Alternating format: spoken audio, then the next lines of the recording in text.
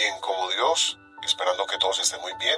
Siempre para leer las Sagradas Escrituras debemos tener ciertas pautas, ciertos elementos para que podamos hacer el estudio de las Sagradas Escrituras.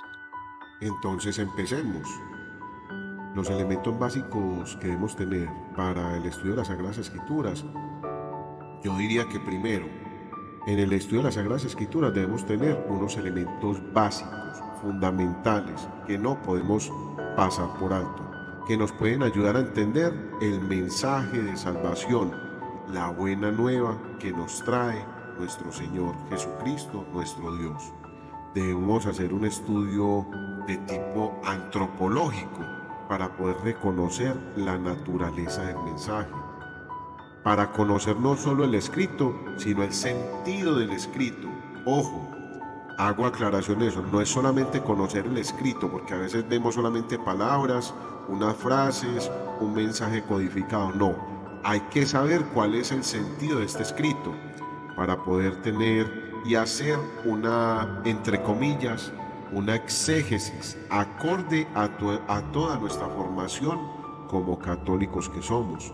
Y para esto debemos apoyarnos en el magisterio de la Iglesia y en toda la formación teológica que podamos encontrar.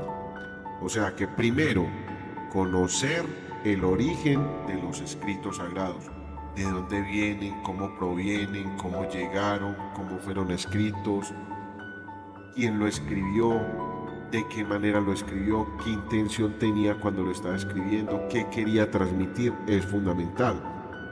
También es fundamental poder decir en qué género literario está escrito cada libro, que son 73 libros, pero esos 73 libros, todos fueron escritos de maneras diferentes, en circunstancias diferentes.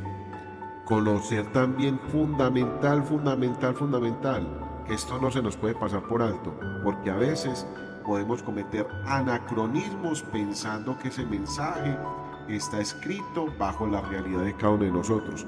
Por eso espero que presten atención a lo que les voy a decir. Conocer todo el contexto histórico desde el origen pasado por todo el pueblo judío hasta la llegada de Jesús, para poder que comprendamos este tema. Sabemos que la revelación se culmina, alcanza su plenitud en Cristo. Como cristianos que somos, eso lo podemos entender y ver cómo se convierte la iglesia en aquel depósito de la fe, cómo ha logrado transmitir la fe por tantos años y conservando el mensaje ya interpretado, ya el mensaje ya entregado por su apostolicidad a la iglesia. Podemos también tener en cuenta lo siguiente: entender a profundidad qué es un canon bíblico. Ustedes saben cuántos libros fueron escritos, cuántos libros hay en el Antiguo y Nuevo Testamento, cuántos evangelios, y inmediatamente se nos viene a la cabeza aquellos libros apócrifos. Inmediatamente pensamos que son libros prohibidos, libros, o sea, no sé de pronto que podamos tener en nuestras cabezas, pero que también pueden ser fuente para aclarar muchos temas. Obviamente, los libros considerados sagrados son 73 y de esto no nos podemos salir. ¿Y por qué son 73? Por el canon bíblico. Pero si sabemos que es un canon bíblico, eso pienso explicarlo en una clase muy aparte.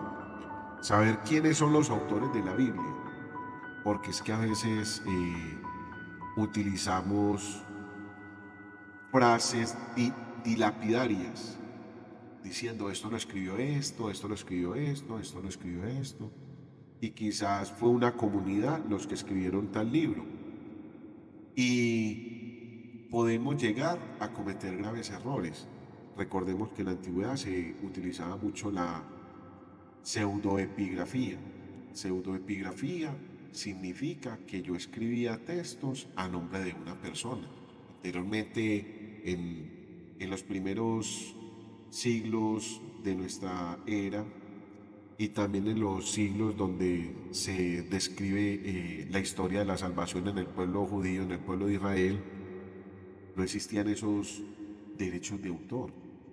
Por eso podemos ver, por ejemplo, libros que se les dice que fueron escritos, por ejemplo, por Moisés. Y de pronto hay unas contradicciones que es bueno aclararlas. Y saber de pronto cuál es la inspiración divina y todos sus efectos. Todo eso lo iremos clarificando en unas pequeñas ayudas. Y después de Dios